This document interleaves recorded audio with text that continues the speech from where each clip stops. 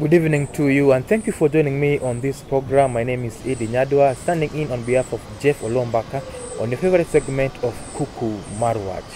Now, today my guest is Samuel Mdoe, who is a student at University of Nairobi. He's talk about the university lecturer strike. Samuel, welcome to the program. Thank you. What do you do at University of Nairobi? Okay, I'm a student at the University of Nairobi, currently pursuing Bachelor's of Science in Management of Agroecosystems and Environment at Upper Kabete campus. Yeah. There I'm also the chairman at Upper Kabete campus. Yeah. Currently I'm vying at the UNSA elections. I am seeking to be the deputy president of UNSA, that is University of Nairobi Students Association. Now, speaking of UNSA, just to be clear to our viewers, speaking of SONU and UNSA, because when you speak of University of Nairobi, many people know the student union is SONU, but now you're speaking of UNSA. What is UNSA? Okay, UNSA is a body that was formed after the introduction of Honorable Aden Duale's bill at the parliament, banning of the SONU. So after SONU was disbanded, UNSA was formed. UNSA is an association because SONU had a lot of problems. So they said SONU was making students to behave somehow. Okay, it was a threat to the government. So the students are becoming rogue. Yeah. Okay, SONU was making real politicians. Okay. Yeah, so it was a threat to the government officials. So they wanted to point down the incoming strength of the student leaders by introducing UNSA. That's there where the bill was amended and UNSA was introduced. Currently, we have had elections at took the head. It was changed. The system was changed. We have the system was changed at Kenyatta University and also at Moi University. So it has affected like all public varsities. Yeah, it has affected all public varsities. Now, in terms of organizational structure, SONU vis-a-vis to UNSA, what are the differences? Main differences? Okay, the main differences. SONU, when one was seeking for a position at SONU, you are going as an individual. But at UNSA, you have to form a team of 7 people. That is the chairman, vice chairperson, treasurer, secretary general, sports and welfare, international student representative, and disability student representative. So for this all, you come together, you form a team, you brand it a party name, then you later go to the ballot. Now, okay, on changes that affected this, for SONU, it was a majority vote. For the chairperson? Yeah, for the chairperson, for the secretary general, the organizing secretary, and other secretariats at SONU. But for UNSA, we are seeking, we will have first campus election. After campus election, we have campus delegates, 3 per campuses. We have 12 campuses at the University of Nairobi. So you're saying that out of the 12 campuses that you have in the University of Nairobi, all the campuses are going to have their own elections first? Yeah, they'll have their own election this week on Friday, that is 13th of April. Now after those elections, what happens? After those elections, each campus will produce 3 electors, alias delegates. So these 3 delegates will come on 19th of April, that is next week on Thursday. They'll be voting for the student council. Yeah. So now for the 3 electors that come from the university colleges, are they automatic positions or they also choose 3 among themselves? Okay, according, I'm sorry I didn't tell you more about the electoral colleges. So even at the electoral colleges, we'll have 7 teams. Students will be vying on 7 teams. So these 7 teams, in these 7 people, they will form a team of 7 people. So from the 7 people, themselves, they will choose the electors. They can decide the chairman to be an elector, international, and the disability, or chairman. So they've already decided prior to that? They've already decided. So now the 3 from the 12 will now come to now the council. Council chambers and the electors. So now how do they now choose the chairperson now for the council now? Okay, after them coming, they will be given, it is a secret ballot. Secret ballot. So they'll choose, they'll not choose for the chairperson. They'll only select the team. If now our a team, like my team is Tusonge, we have another team, G7, which by bad circumstances was disqualified from the race, we have Team Manyara. So they'll come. If either it's voting for Team Tusonge, they'll be casting their votes as Team Tusonge. Okay, like they'll be voting for Team Tusonge. No, they'll be voting so for the chairperson. there are no individual campaigns. Yeah, there is like no team individual. campaign. It's a team campaign. So if your team has failed, you all 7 have failed. And if your team has won, all you 7 have won. Okay. That's the difference between Sonu and Unsa. Now moving on, don't you think that this system is likely to breed the so-called administration moles amongst the student leaders? Yeah, exactly. This system will bring, like this system is administration led. It's not a comradeship led.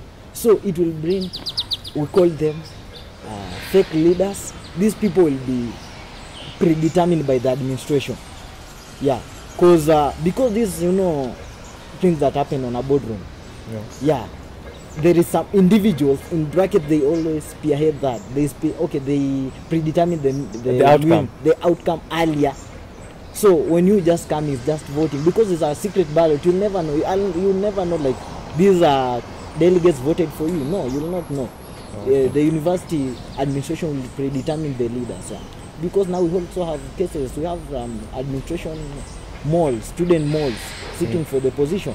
So it's like for us, for the other who are being liked by the comrade, we are facing a lot of problems because these people are given high chances by the administration. Like last week was our names, all of our names were supposed to be gazetted, but when we appeared before the student council, nobody merited.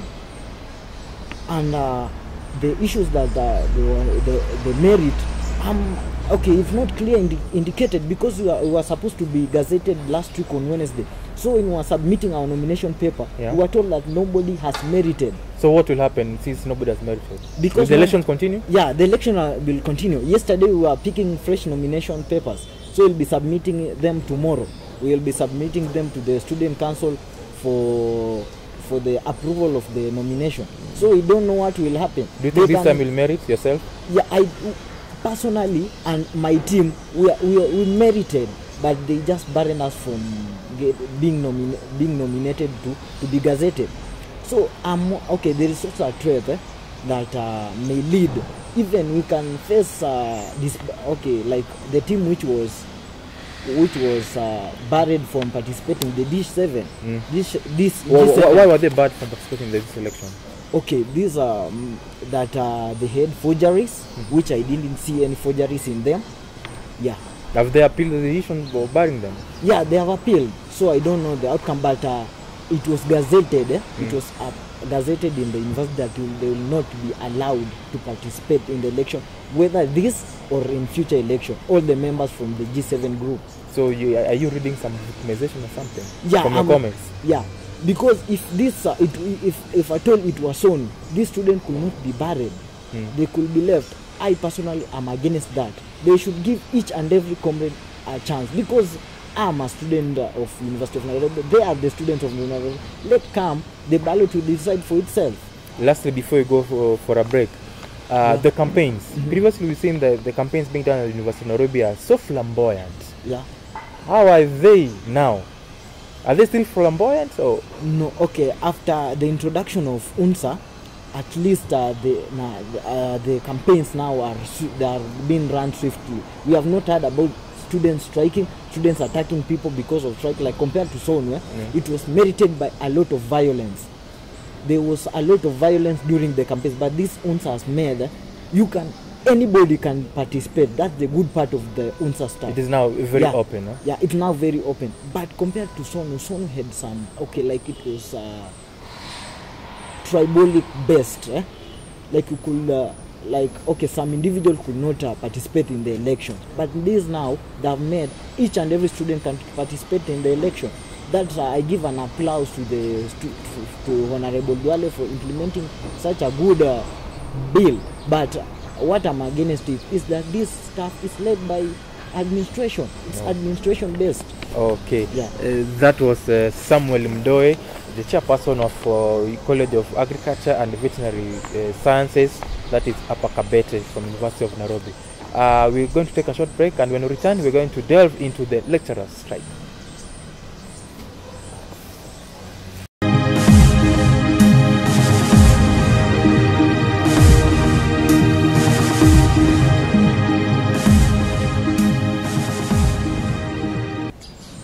Thank you for joining me back again. My name is Eddy Nyadwa, standing in for Jeff Olombaka on your favorite weekly segment of Kuku Marwach. Now with me is Samuel Mdoi, who is the chairman of University of Nairobi Upper Kabete campus. We are just talking about the SONU vis-a-vis UNSA, which is the student union now. And now we're going to talk about the lecturer strike that has paralyzed learning in all 31 public universities. Samuel, Yes. what's your take on the lecturer strike as a student?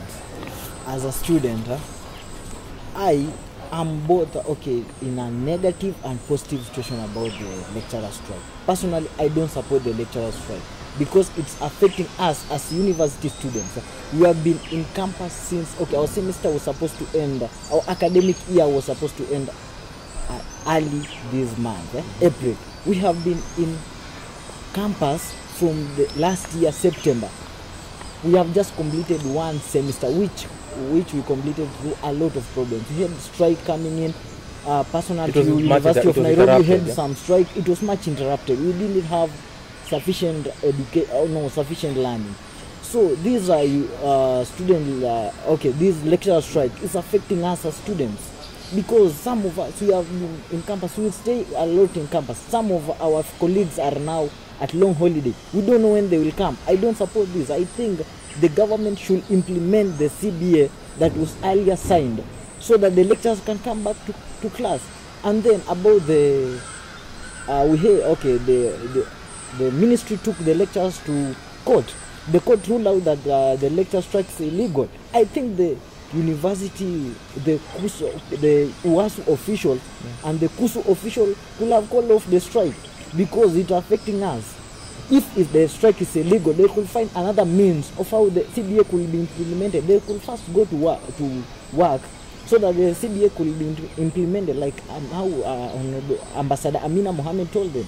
They should first go to work so that they will see on how to implement. But the lecturers have refused that because according to the ministry, as you rightly put it, they want the lecturers to resume work first, then they continue the negotiation. But according to us and KUSU officials, they are arguing that the only reason they'll go back to class is after the CBA is put to pen and paper and they have money in their pocket. Yeah. Amina Mohammed earlier indicated that the CBA was already forwarded to the Ministry of Labor. So the CBA is alive, it's not dead. So the lecturers should go back to work so that the CBA could be implemented. That from my personal mode of view. But also, I'm against the government. Why should them, they signed the CBA, why could them implement the CBA? They could have already implemented the CBA that is way last year. We could not be having problems with the lecturer strike. Okay, now currently we are now more than 40 days into the lecturer strike. Yeah. In your campus, what are students currently doing in school? Are they in campus or they have left campus completely? Okay, in my campus, let me talk about University of Nairobi. Yes. We have many students went at home. Like now we only have nearly 10% of the students. Yeah, because the 10 students, there are less students because university are like over 85,000 students. Like for now we only have nearly 10,000 students across all campuses. Yeah. So these lecture strike have made students be at home because they know when they'll come. We heard we thought that when the lecturers could meet the CS, the lecture strike could have ended. Many students came back, but after the deal, there was no deal struck. Okay. So the students were forced to go back to their homes. For these who are at campus, they are using a lot of expenses. You see, we have to pay for our rents, we have to pay for foods, which the university does not provide for free. So that's our money, our pocket monies. Sorry. And also our parents are getting we are digging much from our parents' pocket because we don't know when the strike will take. If it's 2 years, see those 2 years, we'll be paying rent now and then, believing that tomorrow will be a better day. But waking up tomorrow, it's all getting worse and worse than we are expecting. Now, the Interpublic Universities Council's Consultative Forum had also asked the lecturers to go back to class and instructing vice chancellors to take action against lecturers who will not resume class after the court order. What do you say about this? About lecturers are now being victimized? I don't support the sacking of lecturers, because they are demanding what is rightful theirs. They are not demanding what rightful for the others. It's theirs. Yeah, they are working for it. So the CBA should be implementing. I don't support the vice chancellors for sacking. They call it massive sacking of lecturers. I don't support that. I'm against that. I think the government should. We had trust in the government. So how can we have full trust again in the government? It's only by them signing the CBA, which will make us students. Some of us want to be lecturers, but with these occasions, we'll end up changing our future careers. But also we found that in some extent, we saw, like in Kuku University, we saw students protesting in the streets, demanding the lecturers to resume classes. And when Wach was asked about this, they said that the university dons are now inciting students against them. No, it's not university dons inciting students. Well, I think 2 weeks ago, while I was at Kabete, I was learning. Some of the lecturers are in class teaching us. Then it happened, was official bumped into the college. They started chasing the lecturer. So you see, that is bringing a form of some tension, because they just bumped in the campus and chased the lecturer that they were teaching. Those who defied the order to... Yeah, defying the order, saying that they are not in solidarity with them. So it's not about dons inciting students to protest against those.